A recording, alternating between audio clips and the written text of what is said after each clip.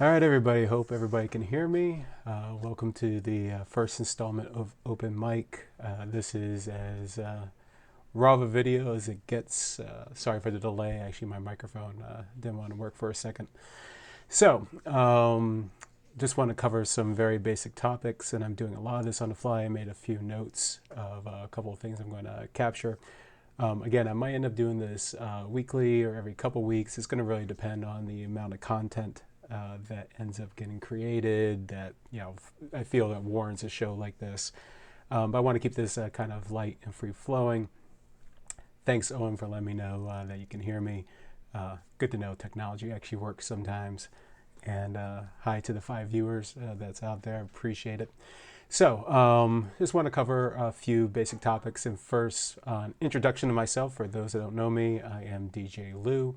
I have been a DJ since 1988, spinning vinyl. Unfortunately, this isn't part of my original collection. My original collection got trashed years ago, got stolen, and never saw it again. This is all new stuff. I really love it still. In addition, I started an IT career in 1996, and I was able to parlay from a lot of places I've been in, from the FBI, Department of Justice, State Department, other places I've been at, working in disaster recovery solutions down to the most smallest and trivial things.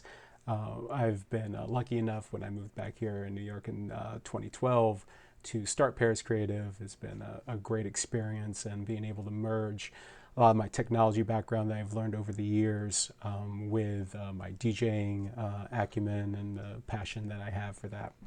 So I typically cover a lot of broad topics. For those that have seen a lot of my videos, everything from using a UPS backup in your ceremony system to your reception rig, both as standalone and as a backup solution, all the way to comparing things like Serato and Virtual DJ. So I hope everybody's enjoyed the content that I've made over the years so far, both in videos and blogs.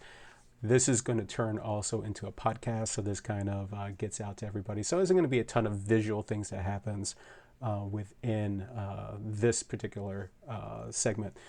I'm still going to be continuing to make my more long-form videos. Matter of fact, I just did a website review for Eric Massengale's site, Dow Oaks. I went through every bit of it, a 90-minute recording. I hope to pare that down at least a little bit, but I want to cover all the aspects from branding, to design, to font choices, to image placement, message, just all that. So I did a really in-depth review. I'm going to have that hopefully up either tomorrow or Thursday.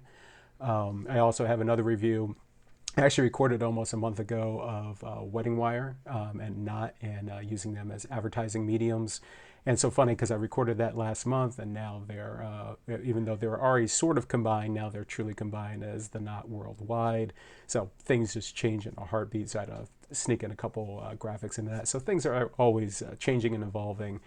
I'm a busy person by all this trade, between being an IT person, between being a DJ, and also I'm efforting a platform that will hopefully be the next generation of website planning, of event planning, of business management, of lead management, called Equity. For those that know me, I've been working on this project for a while, and I'm hoping that this is a platform for all this and then some, to be able to kind of cover all the bases, answer people's questions as they come. I've done a lot of Q&A over the years on Facebook and email, and personal video chats and FaceTime and whatnot. So hopefully this becomes another platform for something like that.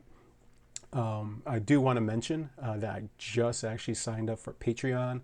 And for those that don't know, that is a subscription service for creative people like myself, that it's hard to monetize stuff. Even right now, my YouTube subscriber count is still below 1,000. I think I'm almost at 300 right now, and you can't even monetize videos on YouTube until you hit that 1,000 mark, until you hit a certain video watch mark, which I have hit.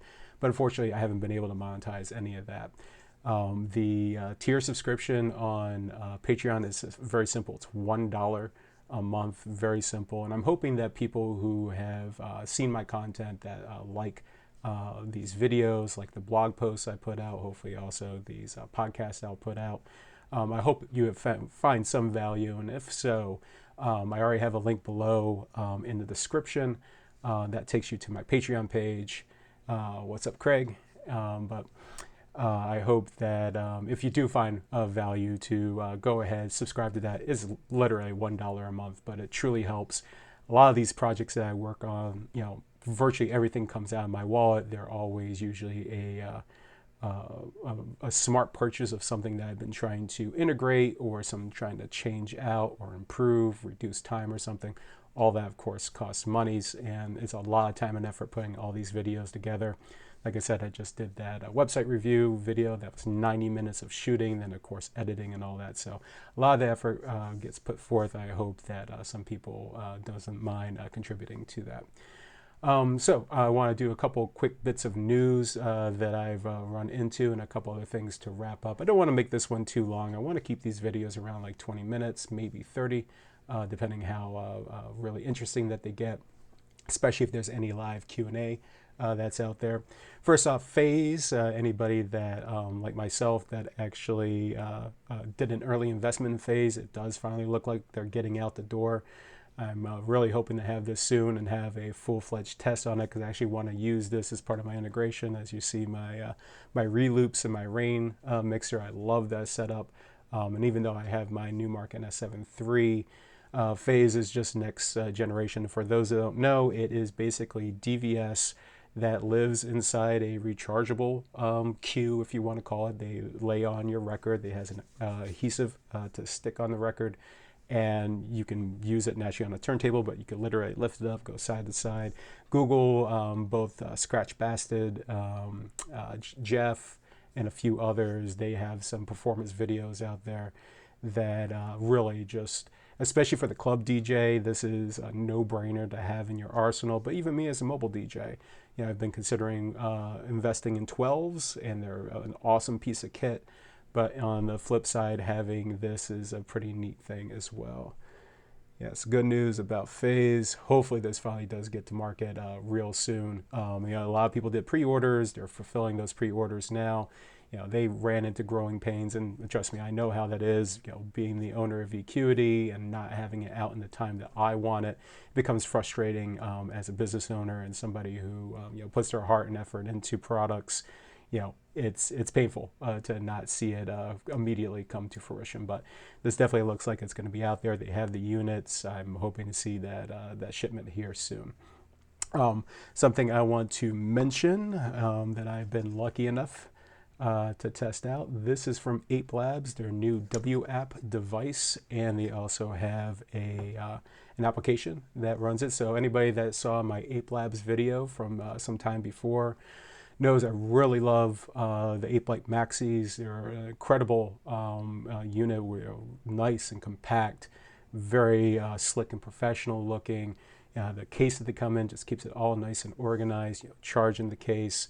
Not the cheapest unit in the world, and me as a solo DJ who does not have a lot of people interested in uplighting, but just enough that I've been really strongly considering buying some units to replace all my existing Chinese lights I have. And nothing wrong with Chinese lights as long as you know what you're getting into, but I really have wanted to step up my game if I can get enough interest in that. I'm hoping this year I have a few more customers that are desiring that, and if I do go that route, and especially with the WAP and having more color mixing at my fingertips within the application, it's been great. I've been an early tester of this. This is still, it's not out for general consumption yet, but I'm really hoping to do a full review in the very near future of just all its capabilities, how simple it is to use. So be on the lookout for that, hopefully, in the coming weeks and months. Another thing I want to touch on is, people have seen my videos on how I manage my music. I've been a flip-flopper between using an external drive versus an internal drive. For years on my externals, I used these Silicon Armor 2 terabyte models here. I had 1 terabyte as well. These have been good, but these have been getting a little long in the tooth. I've had this since late 2014, if I'm not mistaken, maybe 2015. I went internal for a while, so I only used it as a third tier backup, basically. But then I got my hands on the SanDisk. This is a 2 terabyte model, and you can just see from the sizing difference, it's incredible. This is USB 3.1, has read and write speeds approaching 500 megs. Not as fast as a pure internal drive like on my MacBook Pro. That thing is just a screecher. But this is ridiculously fast. This is easily anywhere between 4 to 6 times fast, depending how much reading and writing and how big the files are. I'm going to be doing a full review on this, but I am very much considering going with this and ditching internal, mainly because on my new MacBook Pro, I got a 2018 model with the C-type connectors, and hard drive price is just out of this world. And I traded basically some hard drive space for the built-in video card for my video processing. So it started making more sense to beef up my library, so I had everything there, keeping everything on this really nice slim drive. Again, this is ruggedized, it can take a beating, and I've heard nothing but really, really good reviews for some time. So I'm going to be doing a full review on this pretty soon, but amazing little piece of equipment. So a couple questions that got thrown out there from some DJs that would like some debate or at least some feedback on. Oh, the model. Let me look up that model while we're talking here. And I will have this, as soon as I do the review, I will have a link on it. And I always want to say, I'm never trying to beg for money or anything like that. But when I do review pretty much any piece of equipment, I do put up Amazon Marketplace link through my page. So if you ever come across it and you are interested in the product, I do strongly appreciate if you do buy, say, through Amazon or through a great dealer like Ben Stowe. I don't get any money from him, but if you do go through Amazon, I do get a little something, but I'm not going to complain if you buy from Ben. SanDisk. And this SanDisk model is, of course, it has to be long, the SDS SDE60 2T. I'm not sure the nomenclature other than the 2T for 2 terabytes. I do know they have a non-ruggedized version that's a little bit bigger, but the benchmarks on the SanDisk was just the highest that's out there for an external drive of this size. So I'm going to get back into some of the questions that came up. And it's always a topic of pricing, which makes just for an interesting discussion. How to respond to people who are way under budget by a mile. And there's a couple ways to do this. I personally, the way I approach it is, and I don't get too many anymore. I do publish my pricing on my website, but I will get people, especially through like WeddingWire, Knot, and Yelp, that never hit my pricing point and pricing page, and then they come in on $800, $1,000, whatever their number is, and you're welcome, David, no problem. And in the end, I first send them. I've created my 2 articles: what does a wedding DJ do, and wedding DJ prices. And I try to break down, and not just for my own consumption, but I try to do this for the industry as a whole, of what just all the aspects of what a wedding DJ does, and the time, the investment, the amount of stress and strain that we go through to make sure that those clients are just so happy and satisfied in the end. And it takes a lot of effort in most cases. So when a client comes through, first, I never feel offended or anything like that, because most of them don't know. They could have come in off an article, especially a few that I've seen over the years, especially on WeddingWire or Not, who they're trusting as an authority, and like, oh, this iPod wedding was great, or I found this DJ for $500. And this is not to say that there aren't DJs on the lower price tiers that aren't good. I was on a lower price tier myself for a while, but in the end, between insurance, between music costs, between all the equipment investment, all the time and all that costs money. And luckily I elevated myself in the price category, so I never feel offended by the couples that do that. I send them those articles. I try to even have a conversation when I can, to just be forthcoming. There's plenty of couples who I happen to be booked, and they just happened to be out of price range too, but I still took an extra 3 to 5 minutes and try to educate on them. Just some of the benefits of having a higher valued DJ, what to expect, some of the questions to ask, because in the end, it's only us and as a DJ community that is going to get that information out to our clients in the best way possible. And some of that can be already tainted when a couple has read an article, or they had like that Good Morning America news bet was almost 2 years ago, I think, of again keeping low prices and all that. So in the end, I never feel offended. I try to arm them with information as best as possible. Some of them actually do convert, some of them don't, but at least they do have some fresh information by that. I also had another question about, talking about the inclusion of guests when talking to your couples and doing your wedding planning and all that. And for a number of couples, they are initially kind of focused on themselves. And why wouldn't it be? It's their wedding, it's their event, and they're sometimes a little bit clouded with some of the ideas of some of the timelines, some of the flow. They might have been at a particular wedding and saw something that similarly depicts what they are thinking about, but then it might not be good in the end, between the particular venue that you work at, and you know the staff and you know the flow, and what they're suggesting may just not work, or there isn't a great amount of collaboration between all the vendors, and next thing you know, you have this highly complicated aspect that they're requesting, but that takes a vendor out of the focus, or takes the whole couple out of focus for a while, and that really messes with the flow. And all I can really say about this is ultimately, especially if there's no wedding planner or coordinator already into this, it is up to us to clearly define what we've seen as successes and failures. And we don't want to necessarily say no, we can't do this or we should not do this, but put your experience to bear. I've been doing this 3, 5, 10, 20 years, however long you've been doing it. And what you're suggesting could, interrupt things. It could create a big lull with your crowd.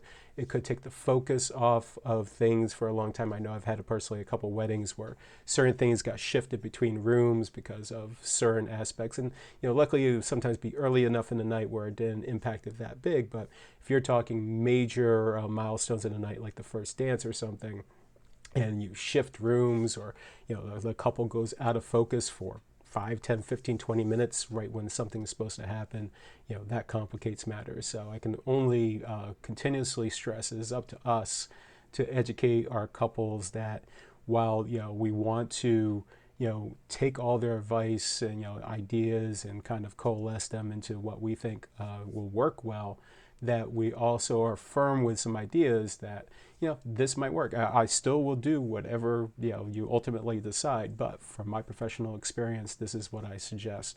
I've seen something like this before, and it resulted in X, Y, and Z, and that might not be what you're looking for. So it's always about the confidence level of what you can provide, the knowledge that you have, be the expert for them, because and many times they're not coming from a level of expertise. And there are great coordinators out there, but sometimes some of them have a very particular way about them, and that can kind of cloud judgment, and that might conflict with different vendors and yourself. Have one now that doesn't have a planner, but myself and the venue are helping them out. And that's actually quite common. I have, the majority of my clients do not have planners. Sometimes there might be a day of coordinator. And, to be honest, those tend to work out a little bit better for myself, just because once I have my planning meeting with them, and that's usually at the 60-day mark when I really sit down and go over all the details, it helps to shape at least the baseline of the timeline and some of the ideas, and kinds of flushes them out. And virtually all my couples are highly receptive. If they, I always want them to float their ideas, but if it's not a great idea, I'll be like, listen, I have a little bit of question about this. And sometimes, actually, I would say the majority of the time, they will listen to your advice. They know that they hired the professionals for a reason, and that's to give them guidance. I had a note on expo shows. I know I just missed Las Vegas, and I so wanted to go out there, but of course, money, unfortunately for me, was a bit tight. But there's been some topics that's been discussed out there about the value of these expos, and I wanted to throw a couple opinions out there. First and foremost, for these expo shows, you get what you put in. Now, this doesn't mean every expo show is amazing, that every speech, that every seminar is great. Some of them are poor. I've definitely had my share of going to some, and I walked out after 10, 15 minutes because it was either not technical enough or a little bit just way out of realm of what I had expected. And I went and saw a different thing. Or more importantly, what I think were some of the greatest values of these expo shows is the networking. There's nothing more than talking to a peer, exchanging ideas, getting into smaller groups, brainstorming. I know at Atlantic City Expo in 2018, I met up with a lot of DJs. Some I didn't even know. Some I had met on Facebook already, and finally got to meet them in real life, and we had like great multi-hour conversations with them. And it's always refreshing to get new perspective, to share ideas. And if your whole mindset is, I'm bored with this, or I'm not getting value, that make value out of it. Offer your expertise. Get in with a small group of people, and just kind of banter around and share those ideas, because ultimately this is how we grow as an industry. This is how we grow as individuals.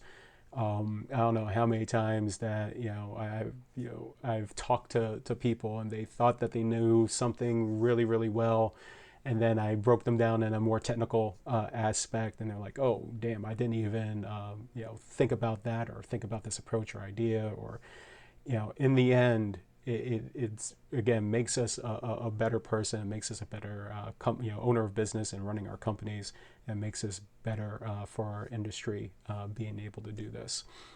Well, this video is about 30 minutes long, so I don't want to make these too long. I'm planning to do this again next week. Same time, I'm going to turn this into podcast in the next couple hours. So for those that hate watching video, hopefully you'll listen to this on iTunes, Spotify, and other places. Again, there's going to be a new video that's going to be out either tomorrow or Thursday. It's going to be Eric Massengale's website review.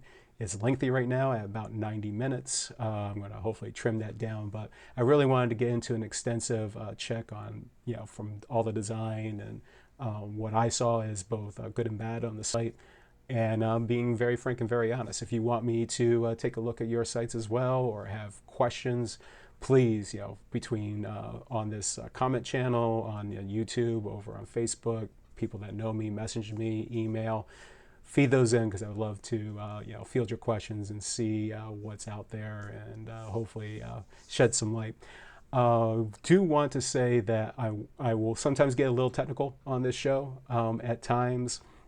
It's part of my nature, and I hope I don't talk over anybody's idea or whatnot. So if I do get into a much more technical discussion, like read-write speeds of this new SSD drive or whatnot, or I'm going to be doing a review of my Touch Bar late 2018 MacBook Pro, and doing the pros and cons of that. If you ever have a question during it, don't be afraid to ask. Don't be afraid to especially in the live Q&A. What does this specifically mean? What value does this give me? Whatever the questions is, don't be afraid to put that out there. Thanks a lot. We're just past the 30-minute mark. I appreciate everybody joining in. I hope you saw value in this. If so, please click on that Patreon link and subscribe. Also subscribe to my YouTube channel. The quicker I get to a higher account, I can at least monetize some of these videos as well. I truly appreciate everything. Hey David, what's up? I hope everybody has a great evening. I shall see you in a week on this, and of course see you Facebook groups and other places. Take care, everybody.